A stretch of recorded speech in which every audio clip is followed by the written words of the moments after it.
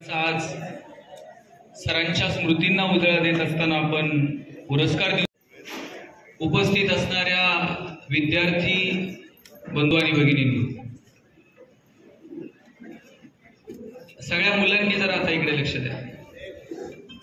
एक तरी मुलीचा आवाज आहे का?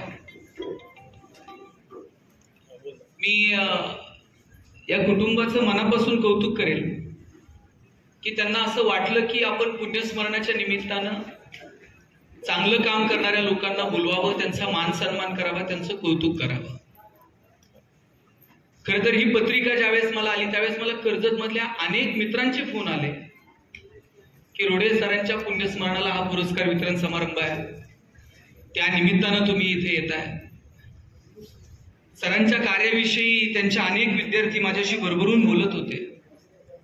एक कलाकार माणूस ज्यांनी पत्रकार म्हणून काम केलं, गीतकार म्हणून, चित्रकार म्हणून, कला शाखेचे शिक्षक म्हणून रोडे सरांनी आपली भूमिका बजावली। ते एक चित्रकार होते। त्यांच्या एका विद्यार्थ्यांनी त्यांचं सुंदर चित्र रेखाटलं आणि ते आज त्यांच्या कुटुंबाला भेट दिली। माणसं शरीरानं आपल्यात उरत नाही। आज या पुण्यस्मरणाच्या निमित्तानं जर आपण म्हटलं की चला सरांना परत भेटूयात, सर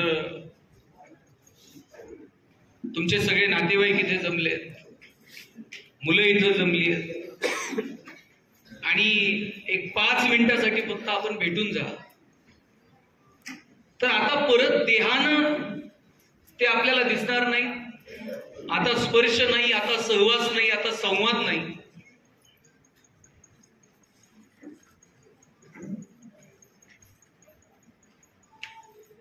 पण त्यांच्या कलेच्या रूपानं मात्र ते कायम आपल्यात राहतील।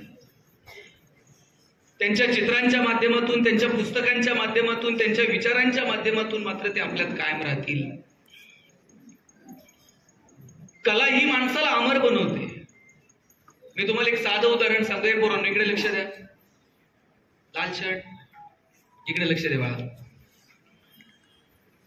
एक पिकासो नावाचा चित्रकार होता आणि तो सुंदर चित्र रेखाटायचा। रस्त्यानं जाताना एका मुलीने त्यांना सांगितलं की तुम्ही सुंदर चित्र रेखाटता, आता एक चित्र मलाही रेखाटून द्या। चालता चालता अवघ्या 10 सेकंदात त्यानं एक चित्र काढलं, त्या मुलीच्या हातात दिलं, स्वतःची सही केली आणि तिच्या हातात देऊन सांगितलं, या चित्राचे बाजारात जर गेली तर तुला कधीही लाखो रुपये मिळतील। तिचा विश्वास बसला नाही की अवघ्या 10 सेकंदात या माणसानं माझ्या एका कागदावरती काहीतरी चित्र काढून दिलंय आणि हा सांगतोय की याचे लाखो रुपये मिळतील। हे आजमावून पाहायचं ठरवलं आणि बाजारात जाऊन ज्यावेळेस तिने त्या चित्राची किंमत विचारली, त्या चित्रासाठी तिला लाखो रुपये मिळणार होते। ती परत पिकासोचा शोध घेत आली आणि त्याला म्हटली की अवघ्या 10 सेकंदात तू चित्र काढलं आणि या चित्राचे मला लाखो रुपये मिळाले, असंच चित्र मलाही काढायला शिकव। नाही मला लाखो तर काही हजारात तर रुपये मिळतील। त्यावेळेस त्या पिकासोनं सांगितलं, हो हे चित्र मी 10 सेकंदात काढलंय, पण तुला जर असं चित्र काढायचं असेल तर त्याच्यासाठी तुला तुझ्या आयुष्यातली 30 वर्ष खर्च करावी लागतील, जी मी केली आहेत।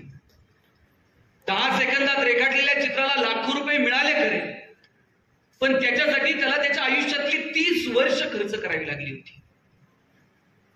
आज त्यांची चित्र तुमच्या माझ्या डोळ्यासमोर आहेत। आता त्यांच्या चिरंजीवांनी एक पुस्तक माझ्या हातात दिलं, त्याच्यातली चित्र त्यांनी रेखाटलेली आहेत। अगदी बेडवर असताना आजारपणात त्या माणसाने या पुस्तकातली चित्र रेखाटली।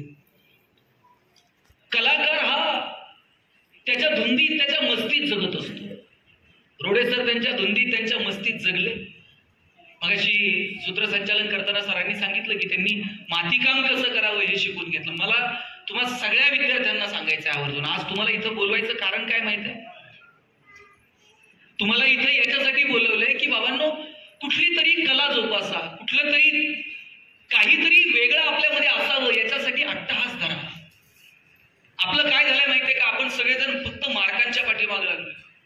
मी म्हणत नाही मार्क मिळू नका, मार्क जरूर मिळवा, पण आपल्या प्रत्येकात काहीतरी वेगळेपण आहे, काहीतरी वेगळी कला आहे, ती आपल्याला जोपासता आली पाहिजे। सर चित्रकलेचे शिक्षक आहेत, त्यांनी त्यांची कला जोपासली, त्याचबरोबरीने त्यांनी मातीकाम शिकून घेतलं, पत्रकारिता केली, गीतकार म्हणून पुढे आले। सागर बनवते. तुमचं शिक्षण हे केवळ तुमचं उदरनिर्वाहाचं साधन असू शकत नाही. दुर्दैवानं आपण शिक्षणाला फक्त उदरनिर्वाहाच्या दिशेने नेऊन जोडलं, पण त्याच्या पलीकडे जाऊन शिक्षण हे माणसाचं जगणं समृद्ध करू शकतं. या अनुषंगाने आपल्याला थोडंसं शिक्षणाकडे बघता येईल का? तुम्ही आता 9वी 10वीची मुलं आहात. पोरांनो, इथं बसलेला असा एकही मुलगा, एकही मुलगी अशी नाहीये की भगवंतानं त्याला काही कला दिलेली नाही. प्रत्येकात काहीतरी कला आहे, प्रत्येकात काहीतरी वेगळेपण आहे. फक्त तुमच्यातलं वेगळेपण तुम्हाला शोधता आलं पाहिजे. मला एक सांगा, सचिन तेंडुलकर सारखा षटकार ऐश्वर्या रायला मारता येईल का? ऐश्वर्या राय सारखा ठुमका लता दीदींना देता येईल का? लता दीदींसारखं गाणं अशोक सराफला म्हणता येईल का? तुम्ही जर मला म्हटले भाषण कर तर मी 2 तास बोलेन, पण तुम्ही जर मला म्हटलात एवढा लांबून आलाय पुण्याहून, जाता जाता एखादी कुस्ती करून जा, आपल्याच्यानं जमणार नाही. जगात प्रत्येकात काहीतरी वेगळं आहे, फक्त ते वेगळे पण तुम्हाला ओळखता आलं पाहिजे. तुमच्यातली कला तुम्हाला शोधता आली पाहिजे. की आमच्यात झालंय काय माहितीये का, आपण मार्कांच्या पलीकडे जाऊन विचार करायलाच तयार नाही. इथं काही शिक्षक मंडळी आहेत, माझं तुम्हाला आव्हान आहे की पोरांमध्ये काय चांगलंय ते शोधणं आणि त्याला थोडंसं मोटिवेट करणं हे शिक्षक म्हणून आपली जबाबदारी आहे. ताई मला सांगा, दूधवाला जर दूध द्यायला आला तर तुमचं लक्ष कशाकडे असतंय? त्या पहिल्या मापाकडे नसतंय, त्याच्यानंतर ते वरतून एक फुकटची धार टाकतात. पहिला माप तर त्याच्या बापाला द्यावा लागणार आहे, पण त्याच्यानंतर तो वरतून एक फुकटची धार ओततो, त्याच्याकडे आपलं लक्ष असतं. तसं शिक्षकाला त्याचा सिलेबस कंप्लीट करावा लागणार आहे. तुम्हाला जिल्हा परिषदेकडनं आलेली परिपत्रकं, शासनाकडनं आलेले निर्णय याच्यावरती काम करावं लागणार आहे. तुमचा सिलेबस कंप्लीट करावा लागेल, परीक्षा घ्यावी लागतील, पेपर चेक करावे लागतील. पण या सगळ्याच्या पलीकडे जाऊन या लेकरांचं जगणं समृद्ध व्हावं याच्यासाठी काही फुकटची धार तुम्ही ओतता का? काही वेगळेपणानं त्यांच्याकडे पाहता का? सिलेबसच्या पलीकडे जाऊन कधीतरी या विद्यार्थ्यांशी आपण बोलतो का? मला वाटतं या गोष्टीकडे शिक्षकांना लक्ष देणं अभिप्रेत आहे. काहीतरी वेगळं. आज जगभरातली मुलं काय शिकतायत, आपल्या वर्गातली मुलं काय शिकतायत, ज्ञान, विज्ञान, तंत्रज्ञान, कला, साहित्य, आरोग्य, निसर्ग, पर्यावरण या संदर्भानं नवीन आपण काही मुलांना देतोय का? मार्गांच्या पलीकडे जाऊन कधीतरी या पोरांशी आपण बोललं पाहिजे. या पोरांचं वर्गातलं शिकवलेलं विसरल्यानंतर सुद्धा जगण्यासाठी जे यांच्या टाळक्यात उरतं ना, त्याला शिक्षण म्हणतात. ते शिक्षण आपण या पोरांना देतो का? मला वाटतं ही जबाबदारी शिक्षक म्हणून आपण स्वीकारली पाहिजे. हल्ली सगळंच मार्कांसाठी झाले. इतिहास मार्कांसाठी, भूगोल मार्कांसाठी. शिवाजी महाराज 4 मार्काला, संभाजीराजे 5 मार्काला. तुकाराम महाराजांचा अभंग अवघड आहे म्हणले, ऑप्शनला टाक, देव पडणार आहेत का तुकाराम पडणार आहे? म्हटलं हे पडतील कसे ज्यांनी महाराष्ट्र उभा केला? सगळंच कसं मार्कांसाठी असू शकेल? पोरं पण इतकं प्लॅनिंग ना अभ्यास करतात ना, मागच्या वर्षी कोणते क्वेश्चन रिपीट झालते, परत कोणते येणार आहेत, कोणतं चॅप्टर किती मार्काला आहे, प्रयोगशाळेत कधी जाणार नाहीत, लायब्ररीत कधी जाणार नाहीत, कधी मैदानावरती खेळणार नाहीत. प्रयोगशाळेत जाऊन तर पोरं प्रयोगच हल्ली करत नाहीत. सरांनीच सांगून टाकलंय त्यांना, ते प्रयोग बियोग काय करायचे नाही, चंचुपात्र तेवढंच आहे, ठेव खाली फुटतंय, लिटमस पेपर संपत, प्रयोगाचे मार्क तुला मिळणार आहे. प्रयोगाचे मार्क त्याला मिळणार आहेत त्याचं तोंड पाहून, आणि पोरं कधीच प्रयोगशाळेत जाणार नाहीत. कसे सायंटिस्ट जन्माला येतील? सिलेबसच्या पलीकडे जाऊन पोरं अवांतर पुस्तकं कधी वाचणारच नाही. कधी त्यांची संवेदनशीलता, सृजनशीलता जागी होईल? पोरांनो, जगभरातली पोरं काय करतात त्याचा विचार. तुम्ही एलॉन मस्क नाव ऐकलंय का? एलॉन मस्कनं आता ट्विटर विकत घेतलं. एलॉन मस्कचं एक भाषण ऐकत होतो. एलॉन मस्क त्याच्या भाषणामध्ये सांगत होता, आता इथून पुढे 2050 पर्यंत आम्ही आमच्या देशात विमानाचे प्रवास बंद करू आणि रॉकेटचे प्रवास सुरू होतील. रॉकेट लॉन्च करता येतं, ते लँड पण करता येईल आणि आम्ही रॉकेटनं प्रवास करू. इथून तुम्ही अमेरिकेत अवघ्या 5 मिनिटात जाऊ शकाल. एलॉन मस्क हा विचार करतोय. तो सांगत होता की आम्ही असे रस्ते तयार करत आहोत, आमच्या गाड्या त्या रस्त्यांवरून पळतील आणि गाड्यांची बॅटरी आपोआप चार्ज होईल. तो सांगत होता आम्ही अशी घरं तयार करत आहोत की त्या घराच्या भिंतीत सोलर पॅनलच्या असतील, ते घर स्वतःची एनर्जी स्वतः क्रिएट करेल, त्याला दुसरीकडे कुणावरती अवलंबून राहावं लागणार नाही. जगभरातली पोरं हा विचार करतात. आम्ही कुठं आहोत? आम्ही काय विचार करतो?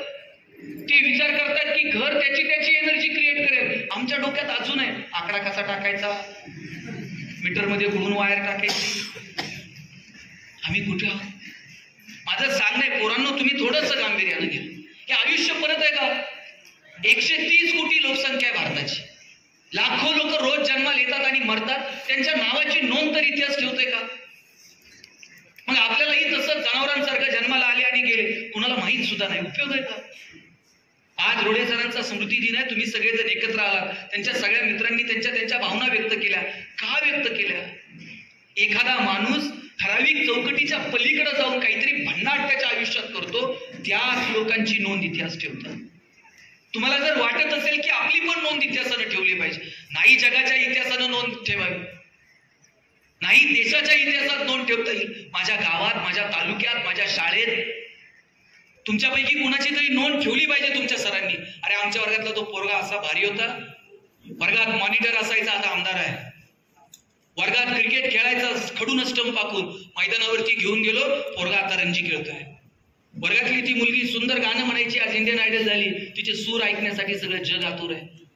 तुमच्यापैकी कुणीतरी असं काहीतरी भन्नाट करून दाखवलं पाहिजे की इथं बसलेल्या सगळ्या सरांना वाटावं, की आम्ही सांगावं की माझी विद्यार्थी म्हणून. पुरींनो, तुमच्यापैकी जर उद्या कुणी कलेक्टर झालं, लाल दिव्याच्या गाडीत आलो, दार उघडायला पण शिपाई असते, आम्ही सगळेजण तुमचं दारात स्वागत करायला उभे राहू. आणि काय आनंद असेल तुमच्या आईच्या चेहऱ्यावर, तुमच्या वडिलांच्या चेहऱ्यावर, तुमच्या शिक्षकांच्या चेहऱ्यावर. आणि पोरांनो, याच्यासाठी काय करायचंय रे तुम्हाला? तुम्हाला तुमच्या आयुष्यातली 10-5 वर्षाची पुढची ना ती फक्त सिरियस घ्यायची, गांभीर्यानं तुम्हाला तुमच्या शिक्षणाकडे, तुमच्या जगण्याकडे बघायचंय. If you want to change the system, first you have to reach there and then you can change it. सिस्टीमचा जर भाग बनायचा असेल, ती बदलायची असेल, तर पहिल्यांदा तिचा भाग बनावा लागेल.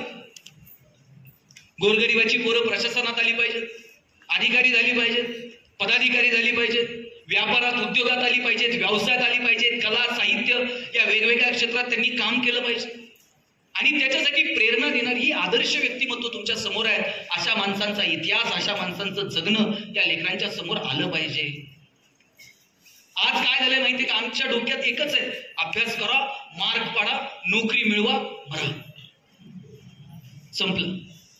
फक्त नोकरी म्हणजे जगणं आहे का? फक्त पैसे म्हणजे जगणं आहे का? मी म्हणत नाही पैसे कमवू नका, जेवढे कमवता येतील तेवढे कमवा. फक्त एक वाक्य आयुष्यभर लक्षात ठेवा. माझे वडील मला सांगतात, वाईट मार्गाने मिळवलेले पैसे म्हणजे प्रेतावरची फुलं आहेत, हसू देत नाहीत आणि रडू देत नाहीत. चांगल्या मार्गाने जेवढं कमवता येईल तेवढं कमवा. उद्योगात, व्यापारात, व्यवसायात जेवढं चांगलं काम करता येईल तेवढं चांगलं काम करा. आणि याच्यासाठी मोठी स्वप्न किमान बघा. आणि या लेकरांनी मोठी स्वप्न बघावीत ना, याच्यासाठी आई वडील म्हणून, शिक्षक म्हणून आपलं योगदान असणं गरजेचं आहे. पोरगं काही वेगळं करायला गेलं का बापच त्याला सांगतंय, अंथरून पाहून पाय पसर. चला, ते पोरगं हातपाय खोडून मरून गेले, पण बापानं काही त्याला कधी हातपाय पसरू दिले नाही. बापानं सांगितलं पाहिजे, हातपाय पसर, अंथरुणाचं काय करायचं तुझा बाप बघल. एवढी धमक आपल्याला आपल्या पोरात निर्माण करता आली पाहिजे. आणि आई म्हणून तुम्ही सुद्धा मोठी स्वप्न बघायला सुरुवात करा. आता स्वातीताईचा उल्लेख झाला, कला, साहित्य, वेगवेगळ्या क्षेत्रात काय करू. आणि तुम्ही सुद्धा तुमच्या मुला मुलींना मोठी स्वप्न दाखवली पाहिजे. पहिल्यांदा तुम्ही मोठी स्वप्न बघायला सुरुवात करा आई म्हणून. शिवाजी महाराजांनी स्वप्न पाहिलं म्हणून संभाजीराजे काहीतरी वेगळं करू शकले. शिवाजी राजांच्या आईनं, जिजाऊंनी स्वप्न पाहिलं म्हणून शिवाजीराजे हिंदवी स्वराज्य निर्माण करू शकले. आई म्हणून, बाप म्हणून पहिल्यांदा आपण स्वप्न बघू. आपली स्वप्न मोठी असली पाहिजे. तुम्ही तुमच्या पोरीला सांगितलं पाहिजे, बाई मला नाही शिकता आलं, माझी परिस्थिती नव्हती, मला सांगणारं कोणी नव्हतं, तू मात्र तुझ्या पायावर उभी राहा. आपणच मोठी स्वप्न बघत नाहीत. आपल्या गप्पा काय, परवा 2 बायका गप्पा मारत होत्या, साडीचा बोळा, साडीचा बोळा. व्हॉट इज मीन बाय साडीचा बोळा? काय नवीन कंपनी का म्हणलं साडीची? ते बाबा साडीची कंपनी नाही. मग काय साडीचा बोळा म्हणजे काय? ते बघ, एखाद्या बाईनं आयराच्या बदल्यात न घालायजोगी साडी दिली का ती तशीच जपून ठेवायची आणि तिच्याच पुरीच्या लग्नात परत करायची. आता केवढा मोठा विचार आहे. आणि मग आपला विचार जर एवढा मोठा असेल तर आपले लेकरं काय विचार करणार? आपण मोठा विचार करू. पोरांना सांगू की आयुष्य परत नाही, मस्त जगून घ्या. शोधा, तुमच्या प्रत्येकात काहीतरी वेगळेपण आहे, ते वेगळेपण तुम्हाला शोधता आलं पाहिजे. तुम्हाला एक गंमत सांगतो. मी ज्यावेळेस पोरांना कॉलेजला गेलो ना, कॉलेजला गेल्यावर मला माझ्या सरांनी विचारलं, गणेश तुला MBA कशात करायचं? मी म्हटलं मला ह्युमन रिसोर्स मॅनेजमेंटमध्ये MBA करायचं. वर्गात ते प्रत्येकाला विचारायचे कोण MBA कशात करणार. आमच्या वर्गात एक बोबडं बोलणारं पोरग होतं. त्याला विचारलं तुला MBA कशात करायचं. म्हटलं असल मला मार्केटिंग मध्ये MBA करायचं. सर म्हटले तुला नीट बोलता येत नाही, तू मार्केटिंग मध्ये काय MBA करतो, तुझं बॅकग्राऊंड कॉमर्स आहे, तू फायनान्स मध्ये MBA कर. पोरग वर्गात उठून उभं राहिलं. म्हटलं असल कळणार तर मार्केटिंग मध्ये MBA कळणार नाही तर शिकणार नाही. म्हटलं सर म्हटले तुला काय करायचंय ते कर, आपण परीक्षा घेऊया आणि शोधूयात की कुणामध्ये मार्केटिंगचं टॅलेंट आहे, तर मार्केटिंग मध्ये MBA करावं. आता आम्हाला वाटलं परीक्षा घ्यायची. काय परीक्षा, आम्हाला सगळ्यांना 100 रामायणाच्या प्रती दिल्या आणि सांगितलं या रामायणाच्या प्रती बाजारात जाऊन विकून यायच्या. ज्याच्या सगळ्यात जास्त प्रती विकल्या जातील आपण समजूयात की याच्यात मार्केटिंगचं टॅलेंट आहे, तर मार्केटिंग मध्ये MBA करावं. आम्हाला वाटलं आम्ही बोलणारी पोर 100 रामायणाच्या प्रती तर अशा बाजारात विकून येऊ. 8 दिवस आम्ही बाजारात फिरलो. 9व्या दिवशी वर्गात आलो. सरांनी विचारलं गणेश 100 पैकी किती प्रती गेल्या. म्हणलं 4. राहुल 8, संतोष 10. मार्क मिळवणारी पोरं पण 20 पेक्षा जास्त प्रती कुणाच्याच गेल्या. बोबडं बोलणारा पोरग मागच्या वाकावर बसायचं. त्याला विचारलं तुझ्या किती गेल्या रे. म्हणला असल 100च्या 100 प्रती विकून.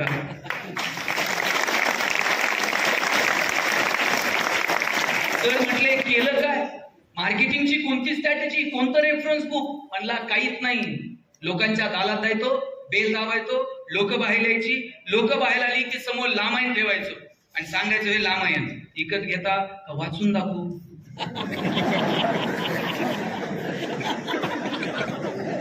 लोक म्हणायची वाचून दाखवू तुझं रामायण विकत घेत.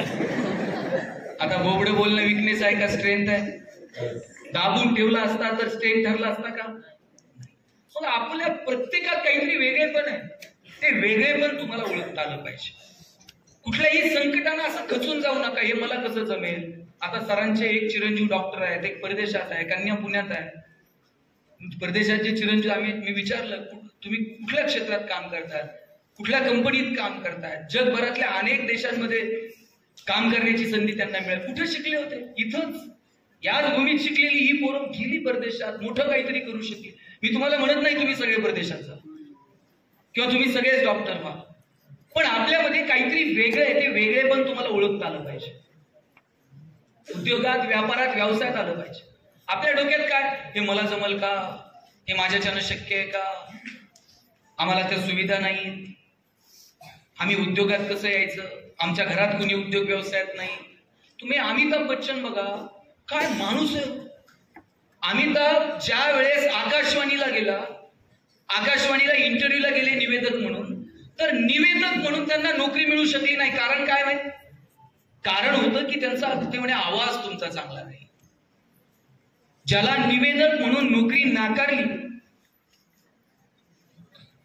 अमिताभची उंची एवढी मोठी होती की अनेक नट्या अमिताभ बरोबर काम करायला तयार नव्हत्या. कारण काय, कारण एकच की हिरो फार उंच आहे आणि आम्ही फार बुटके दिसतो. ज्या अमिताभ बरोबर हिरोईन काम करायला तयार नव्हत्या, ज्याला निवेदक म्हणून आकाशवाणीनं नाकारलं, त्याच अमिताभनं बॉलिवूडमध्ये अशी काही उंची सेट केली की आज त्याला बॉलिवूडचा शहनशाह म्हणतात.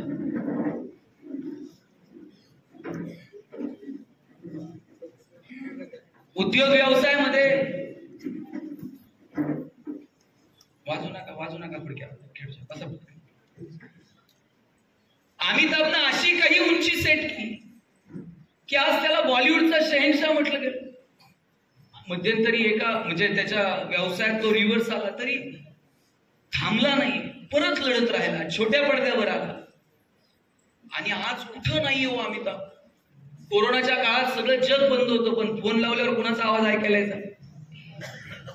अहो कोणतं 5 मिनिटाला अमिताभ दिसतो टीव्ही लावल्यानंतर.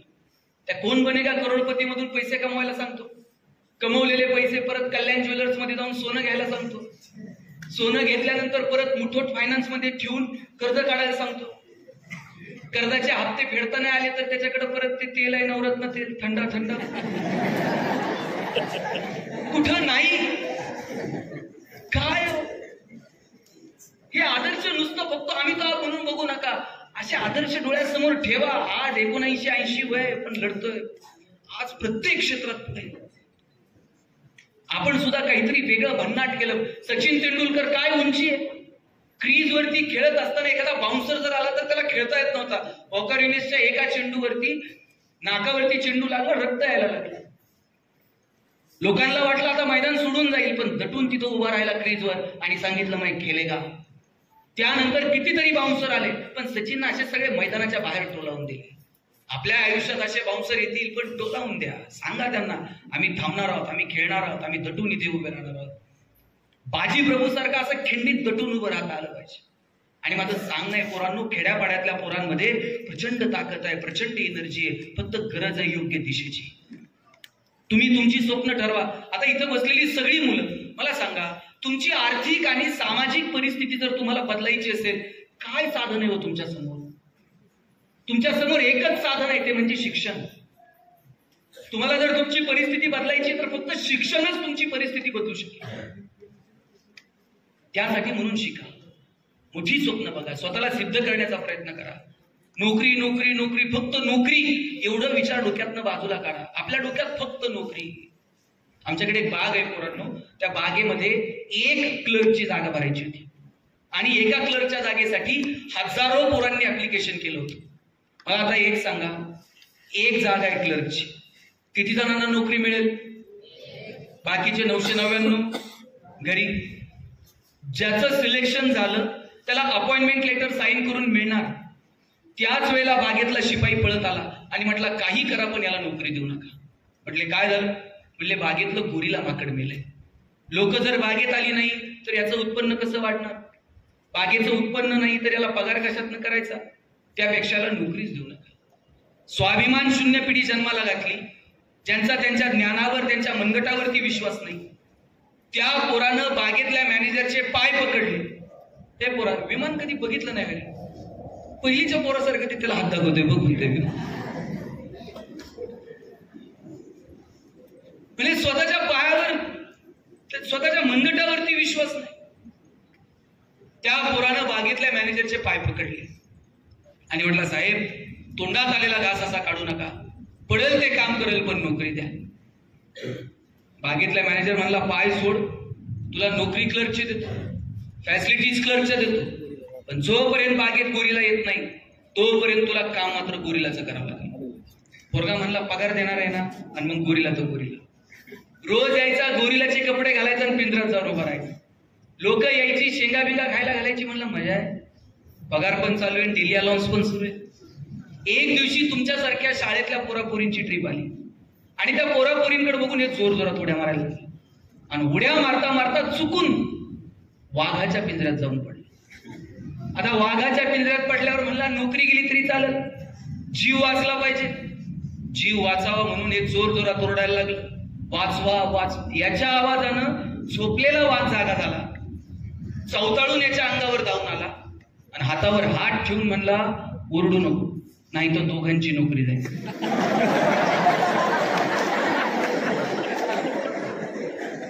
नंतर कळलं गोरिलाच्या भूमिकेत BSc झालेलं होतं आणि वाघाच्या भूमिकेत MSc झालेलं. शिक्षणातनं आम्ही खरं तर स्वाभिमानी होणं अपेक्षित आहे. पण जे शिक्षण आमचा स्वाभिमान आमच्यात ठेवत नसेल ते शिक्षण तरी काय? महात्मा फुले सांगायचे, अशिक्षितपणाचा टप्पा ओलांडून आम्ही शिक्षित होतो, शिक्षितपणाचा टप्पा ओलांडून आम्ही सुशिक्षित होतो, सुसंस्कृत होतो, सृजनशील होतो. आम्हाला शिक्षित होता आलं, पण कित्येकांना सुशिक्षित, सुसंस्कृत, सृजनशील मात्र होता आलं नाही.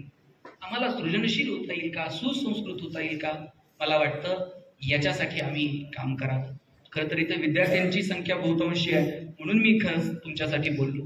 पण मला या कार्यक्रमाच्या निमित्तानं इथं बसलेल्या सगळ्या वडीलधाऱ्यांना सुद्धा सांगायचं आहे की गेलेली माणसं परत भेटत नाहीत, म्हणून जोपर्यंत माणसं जिवंत आहेत ना तोपर्यंत त्यांना वेळ द्या, तोपर्यंत त्यांना भेटा, त्यांच्याशी संवाद साधा. मगाशी म्हटल्याप्रमाणे गेल्यानंतर परत संवाद नाही, परत सहवास नाही, परत स्पर्श नाही. जोपर्यंत माणसं आहेत तोपर्यंत त्यांच्याशी बोलून घ्या. माहेर कुठपर्यंत महिलांना मी विचारतो, जोपर्यंत माहेरात आई आहे, वडील आहे, तोपर्यंत तुमचं माहेर.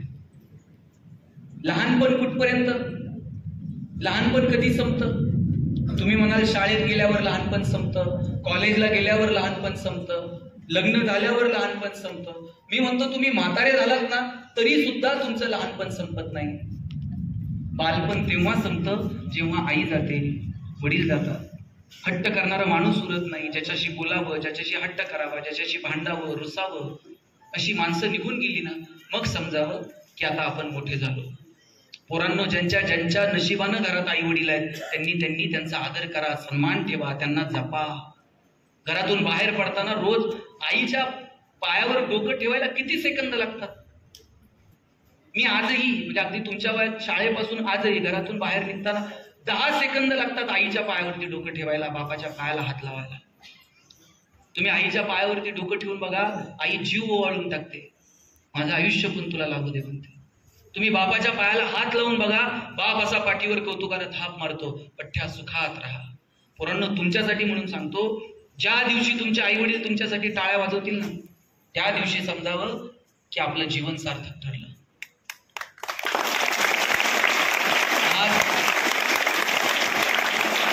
सण आपल्यात नाहीये, पण पोरांचं कर्तृत्व पाहून सरांना वाटत असेल की अरे माझ्या पोरांनी नाव कमवलं, माझी पोरं त्यांच्या क्षेत्रामध्ये आज चांगलं काम करतायत. तुम्ही तुमच्या क्षेत्रात चांगलं काम करवा. आई वडिलांना तुमच्याकडनं पैशांची अपेक्षा नसते. आई वडिलांना अपेक्षा असते की पोरांना आपली मान उंचवावी, पोरांना आपलं नाव कमवावं, एवढीच अपेक्षा आई वडिलांची असते. पोरींनो, तुमच्यासाठी एक उदाहरण सांगतो. तुम्ही डॉक्टर विठ्ठल लहाने नाव ऐकलंय का? प्लॅस्टिक सर्जन आहेत. रोज 4 सर्जरी मोफत करतात. एक दिवशी एका सोलापूरला एका कार्यक्रमात भेट झाली. म्हटलं डॉक्टर रोज 4 सर्जरी मोफत करतात, का करतात?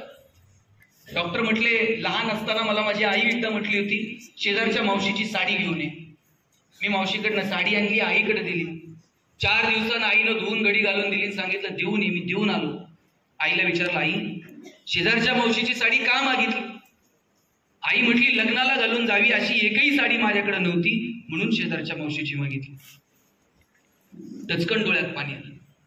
आपल्या आईकडे लग्नाला घालून जावी अशी एकही साडी नसावी आणि त्या दिवशी ठरवलं एवढं मोठं व्हायचं की आईला रोज नवीन साडी देता आली पाहिजे. डॉक्टर झालो, पैसे मिळायला लागले, आईला रोज नवीन साडी देऊ शकतो इतके पैसे मिळायला लागले. एक दिवशी एक मुलगी बघितली, तिचे 2 ओठ फाटलेले होते, तिचं लग्न जमत नव्हतं. तिच्या भावाला आणि बापाला म्हटलं की तुम्ही या, आपण सर्जरी करू. भाऊ वडील म्हटले साहेब आमच्याकडे एवढे पैसे नाहीये, ही नटनट्यांची काम. मी सांगितलं पैसे नाही लागणार, मला माझ्या आयुष्यातला फक्त अर्धा तास खर्च करायचा आहे, तुम्ही या. दुसऱ्या दिवशी भाऊ आणि वडील आले, मुलीवरती आम्ही सर्जरी केली. मुलगी गोड दिसायला लागली. 6 महिन्यानं पोरीचं लग्न जमलं. बाप आणि भाऊ पेढे घेऊन आले होते. पेढा देत असताना बापाच्या भावाच्या डोळ्यातलं पाणी बघितलं. एकीकडे पेढा होता आणि दुसरीकडे आयुष्यातली सगळी प्रॉपर्टी होती. ही सगळी प्रॉपर्टी पेढ्याच्या समोर खुजी वाटायला लागली आणि ठरवलं रोज 4 तरी पेढे कमवायचे आणि आता रोज 4 सर्जरी मोफत करतो.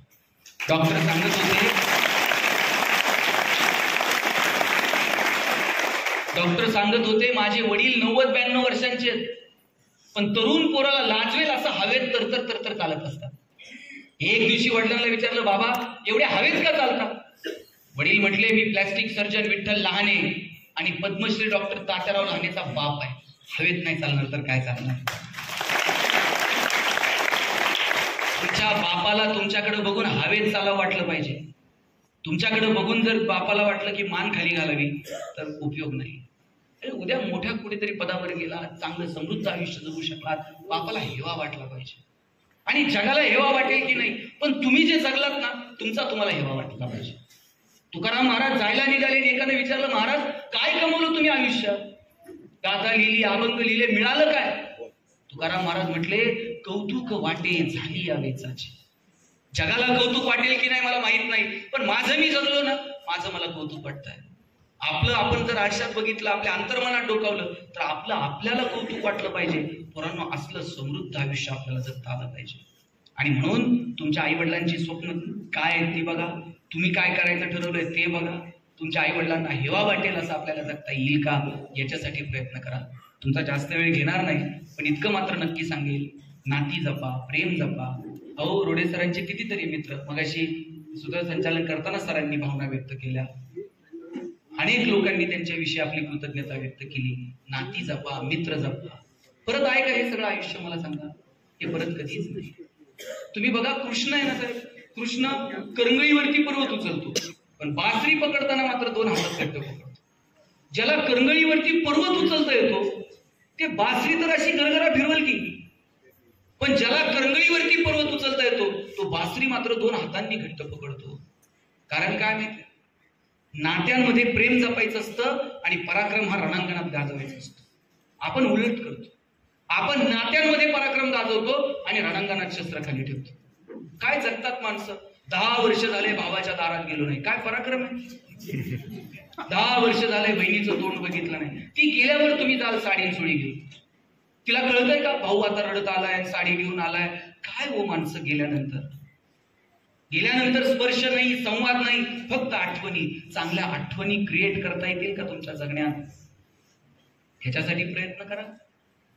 तुमचे वडील जर थकलेले असतील, रिटायर झालेले असतील, तर ते तुम्हाला रोज फोन करतात. लेकीला जर फोन केला आणि तुम्ही जर गडबडीत आहात, कामात आहात, लक्षात आलं तर वडील फोन ठेवतात, सांगतात बाई काही नाही, सहज केलता.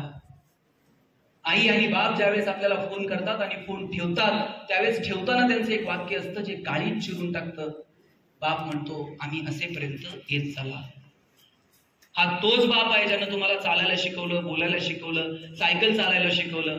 सायकल चालवताना तुमचा हात अलगद सोडून दिला, तुम्हाला कॉलेजला सोडवायला पहिल्यांदा आले, तुमच्या शाळेची फी भरता यावी याच्यासाठी 1 रुपया मागे टाकला. हे तेच वडील आहेत पोरांनो, ज्यांनी स्वतःला छिद्र पडलेलं बनियन वापरलं पण तुम्हाला मात्र चांगले कपडे घेऊन दिले. हे तेच वडील आहेत ज्यांनी तुम्हाला स्वतःला चप्पल घेतली नाही, पण तुम्ही शाळेत जायला लागल्यानंतर तुम्हाला चांगली चप्पल, चांगले शूज घेऊन दिले. हे तेच वडील आहेत जे तुमच्या लग्नात फेटा घालून मिरवले होते, दिवसभर तुरा काढून मिरवले, पण कन्यादान झाल्यानंतर जावायच्या हातात हात देताना मात्र बापानं मान खाली घातली आणि सांगितलं, तळ हाताच्या फोडाप्रमाणे लेकीला जपलंय, जावाई बापू सांभाळून घ्या.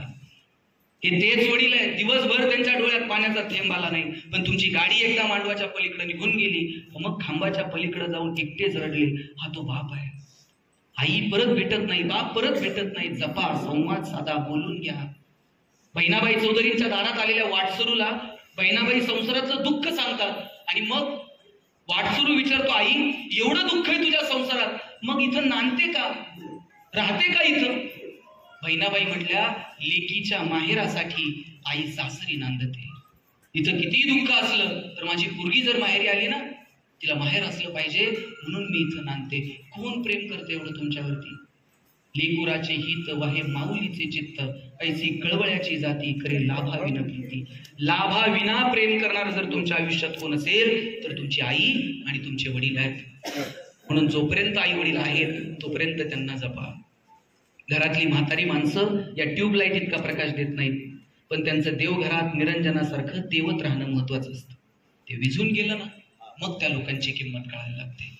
म्हणून ज्यांच्या नशिबानं घरात आई वडील आहेत त्यांना जपा, त्यांचा आदर ठेवा, त्यांचा सन्मान ठेवा. आयुष्य खूप सुंदर आहे, ते परत कधीच मिळणार नाही. त्या सुंदर आयुष्याची काळजी घ्या, मस्त जगा. जाताना इतकंच सांगतो, द्वेष, अहंकार, मत्सर ठेवू नका. कुठून द्वेष येतो, कुठून अहंकार येतो, कुठून एवढा मत्सर येतो?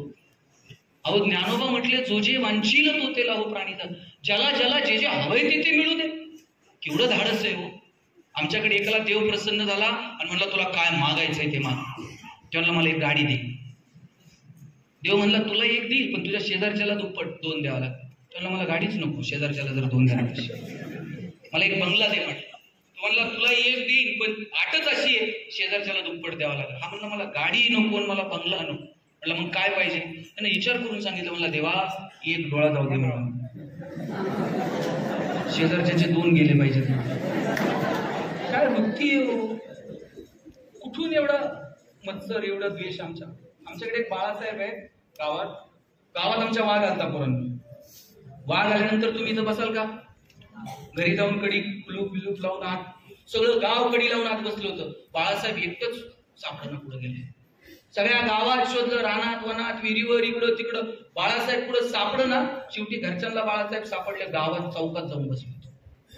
घरचे म्हणले अहो बाळासाहेब सगळ्या गावात शोधलं, रानात वनात शेतात सगळीकडे शोधलं, तुम्ही चौकात येऊन बसले, गावात वाघ आलाय, वाघ खाईन की म्हणले तुम्हाला. बाळासाहेब म्हणले वाघाने मला खाल्लंच पाहिजे, वाघाने खावा म्हणून तरी इथं बसलो.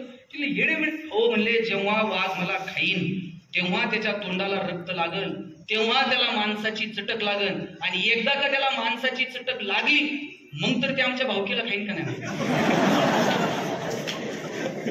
काय माणूस कुठून येते, एवढा द्वेष कुठून येतो. अरे जो जे वांछील तो ते लाहो प्राणी जात असं सांगणाऱ्या ज्ञानोबा माऊलींच्या महाराष्ट्रात आपण जन्माला आलो. आपल्यातल्या संवेदना, आपल्यातलं माणूस पण जिवंत असायला हवं. मित्रांनो, त्याच्यासाठी प्रयत्न करा. साध्या साध्या गोष्टींचा आनंद घ्यायला शिका. हे आयुष्य परत कधीच मिळणार नाही. शेवटचं 1 मिनिट घेतो. मी एक पुस्तक लिहिलं होतं सुख नावाचं, त्याच्यावर एक वाक्य लिहिलं होतं, no once more, no retake for any moment, so keep smiling. आयुष्याच्या चित्रपटाला रिटेक नाही, आयुष्याच्या गाण्याला वन्स मोर नाही.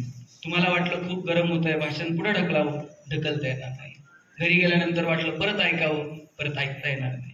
आयुष्याचा कोणताही क्षण पुढे ढकलता येत नाही, आणि आयुष्याचा कोणताही क्षण रिव्हर्स करून बघता येत नाही. तुमच्या आयुष्यातले जे क्षण आहेत ते मस्त आनंदानं जगून घ्या. शाळेतले दिवस परत आहेत का रे पोरांनो? हे आता ते मगाशी मी म्हटलं लाल शर्ट, हे तुम्ही आत्ताच करू शकता. आता आम्हाला असं बसून खोड्याबिड्या करता येतात का? हेच वय तुम्ही आत्ताच हे करणार. ते बेंचवर कर्कटक नरेशा मारून जागा वाटून घ्यायची, तुझा हात तिकडं का आला, तुझं दप्तर तिकडं का गेलं.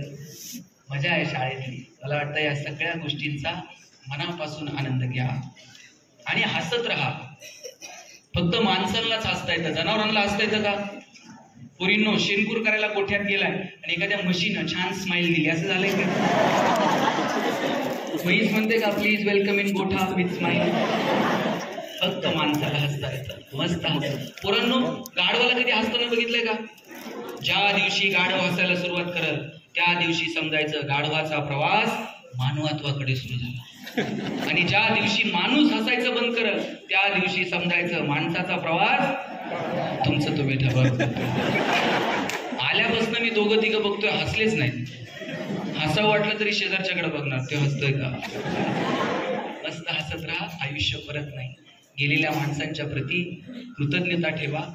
सरांनी जे काम केलं, सरांनी जो विचार दिला, त्या पावलांवरती पाऊल टाकून चालणं, मला वाटतं हीच त्यांच्यासाठी श्रद्धांजली ठरेल. त्यांची दोन्ही मुलं, पुण्यात असणारी त्यांची ताई, आपण आपल्या सरांच्या किंवा काकू, आपण सरांच्या स्मृतींना उजाळा देत असताना वेगवेगळ्या क्षेत्रात कार्य करणाऱ्या माणसांच्या पाठीवर कौतुकाची थाप टाकली. याबद्दल मी तुमच्या कुटुंबाचे मनापासून आभार मानतो. सरांना आपल्या सगळ्यांच्या वतीनं विनम्र अभिवादन करतो आणि थांबतो. रामकृष्ण.